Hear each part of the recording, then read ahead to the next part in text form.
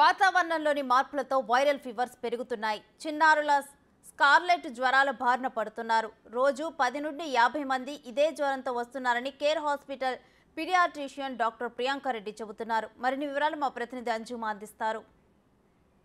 వాతావరణంలో మార్పులు వచ్చినప్పుడు అనేక అనారోగ్యాలు వస్తూ ఉంటాయి. వైరల్ ఫీవర్స్ కూడా ఎక్కువగా వస్తుంటాయి. అయితే ప్రస్తుతం మనం చూసుకున్నట్లయితే కూడా మధ్యాహ్నం సమయంలో మనకు విపరీతమైన ఎండ ఉంటుంది. రాత్రి సమయంలో కూడా మనకు వెదర్ అనేది మారుతుంది. ఈ నేపథ్యంలోనే సిటీలో వైరల్ ఫీవర్స్ ఎక్కువగా అటాక్ అవుతున్నాయి. ముఖ్యంగా చూసుకున్నట్లయితే కూడా చిన్న పిల్లల్లో మనకు స్కార్లెట్ అనే ఫీవర్ కూడా ఎక్కువగా కనిపిస్తుంది. అసలు ఈ ఫీవర్ ఎందుకు వస్తుంది, దీని గల కారణాలు ఏంటి అనే విషయాలను తెలుసుకుందాము.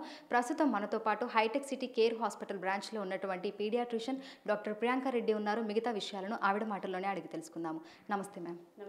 మ్యామ్, నార్మల్గా మనం వెదర్ చేంజ్ అంటే ఇప్పుడు మనం ఒక సీజన్ నుంచి ఇంకొక సీజన్కి వెళ్తున్నప్పుడు మనకి వెదర్ చేంజెస్ అనేవి వస్తూ ఉంటాయి. సో ఈ టైంలో మామూలుగా మనకు వైరల్ ఫీవర్స్ అనేవి అటాక్ అవుతూ ఉంటాయి. సో ప్రజెంట్ మనం చూసుకున్నట్లయితే చిన్న పిల్లలు మనకు స్కార్లెట్ అనే ఫీవర్ ఎక్కువగా వస్తుంది.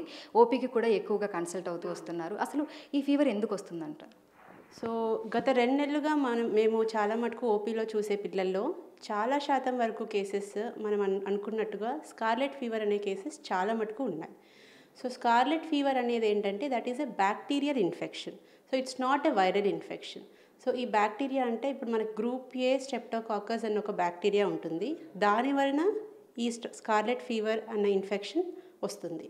సో నార్మల్గా మనం చూసుకుంటే ఈ ఫీవర్ వచ్చేటప్పుడు మనకు సిమ్టమ్స్ ఏ విధంగా ఉంటాయి మ్యామ్? ఎలా తెలుసుకోవాలి ఇది రాబోతుంది, వచ్చింది అనేది? సో యూజువల్గా ఇది పిల్లల్లో యూజువల్గా 5 to 15 ఇయర్స్ అంటే 5 నుంచి 15 సంవత్సరాల మధ్య పిల్లల్లో ఎక్కువ శాతం మనం చూస్తూ ఉంటాము. పెద్దల్లో కూడా వస్తుంది, బట్ వాళ్ళలో సిమ్టమ్స్ అనేవి తక్కువగా ఉంటాయి. సో పిల్లల్లో మెయిన్గా వేరే ఇన్ఫెక్షన్స్లో వచ్చినట్టుగా ఫీవర్ అన్నది ఉంటుంది. థ్రోట్ పెయిన్ అంటే మనకి థ్రోట్ ఇన్ఫెక్షన్ వచ్చినప్పుడు ఎట్లా ఉంటుందో పిల్లల్లో థ్రోట్ పెయిన్ అన్నది ఒకటి ఉంటుంది. అండ్ బాడీ పెయిన్స్ ఉంటాయి. మెయిన్గా మనకి ఏంటంటే ఈ స్కార్లెట్ ఫీవర్ అన్న దాంట్లో ర్యాష్ అన్నది ఒకటి ఉంటుంది. సో బాడీ మొత్తం యూజువల్గా నెక్, చెస్ట్ ఆ ప్రాంతాల్లో వచ్చి మొత్తం బాడీ మొత్తము ఎరుపు రంగులో బాగా ర్యాష్ అన్నది ఉంటుంది పిల్లల్లో. అండ్ సో ఈ ర్యాష్ అన్నది ఏంటంటే ఇచ్చింగ్ కూడా ఎక్కువగా ఉంటుంది, అంటే దురద అన్నది కూడా చాలా ఉంటుంది పిల్లల్లో. అండ్ ఫీవర్ కూడా మామూలుగా కాకుండా వీళ్ళల్లో 1 or 2 అబోవ్ ఫీవర్స్ అంటే హై టెంపరేచర్స్ కూడా ఈ పిల్లల్లో మనం చూస్తున్నాం. అండ్ దీంతో పాటు థ్రోట్ ఇన్ఫెక్షన్ అనుకున్నాం కదా. సో థ్రోట్ అన్నది ఏంటంటే మనకు లోపల బాగా ఎరుపు రంగులో మారడము. అండ్ లోపల మనకు టాన్సిల్స్ అన్నవి ఉంటాయి కదా, టాన్సిల్స్ కొంచెం వాపు అవ్వడము. అండ్ మనకి టంగ్ అంటే నాలుక కూడా తెల్లబడడం, లేదంటే ఆ తర్వాత ఎర్ర రంగులో ఉండడం, ఇవన్నీ స్కార్లెట్ ఫీవర్ లక్షణాలు.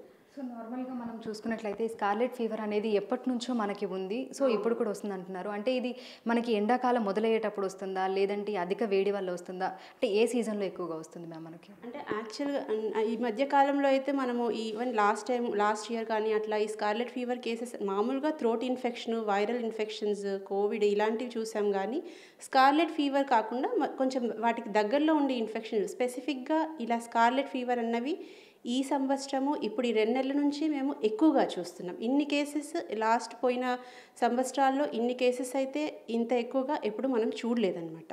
సో ఇప్పుడు యూజువల్గా ఏంటంటే సో ఇది స్ప్రెడ్ అయ్యేది కూడా మనకి ఎక్కువగా స్ప్రెడ్ అవుతుందని తెలుస్తుంది దీన్ని బట్టి.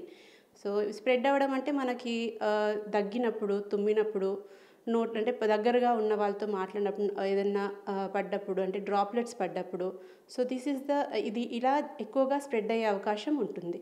సో నార్మల్గా ఈ వైరల్ ఫీవర్ అటాక్ అయినప్పుడు ఎట్లాంటి మెడికేషన్ తీసుకోవాలి మ్యామ్? ఎలా ఉంటుంది దీనికి మెడికేషన్, ఏ విధంగా ఉంటుంది? సో యూజువల్గా మెడికేషన్ మనము ఫీవర్ ఉన్నప్పుడు మనం అందరు వాడేటట్టు పారాసిటమాల్ అవి వాడాల్సి ఉంటుంది. సో హై టెంపరేచర్స్ ఉంటున్నాయి కాబట్టి ఫీవర్ కంట్రోల్లో పెట్టడం అనేది చాలా ఇంపార్టెంట్.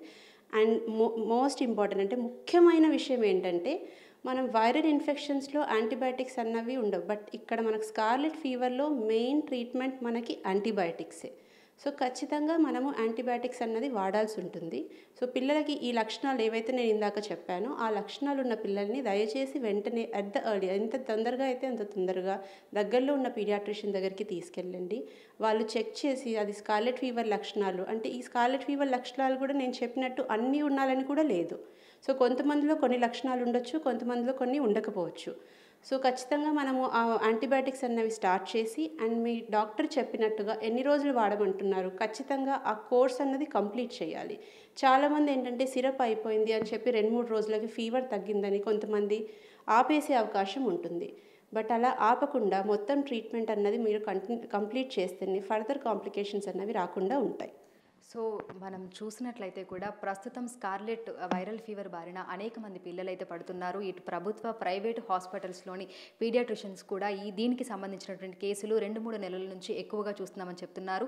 ఇక ఓపీకి వస్తున్నటువంటి కేసులలో దాదాపు 10 నుంచి 15 వరకు ఈ తరహా కేసులు కూడా చూస్తున్నారు. అయితే ఎవరైతే ఈ వైరల్ ఫీవర్ అటాక్ అయిందో వారు తగిన జాగ్రత్తలు తీసుకోవాలని, ఎందుకంటే ఇది ఒకరి నుంచి ఇంకొకరికి సోకే ప్రమాదం ఉంది కాబట్టి మాస్క్ ధరించడము, అదేవిధంగా ఇతర పిల్లలకి వీరిని దూరంగా ఉంచడము వంటివి కూడా చేయాలని సూచిస్తున్నారు. వీడియో జర్నలిస్ట్ హరితో అంజుమా, బిగ్ టీవీ, హైదరాబాద్.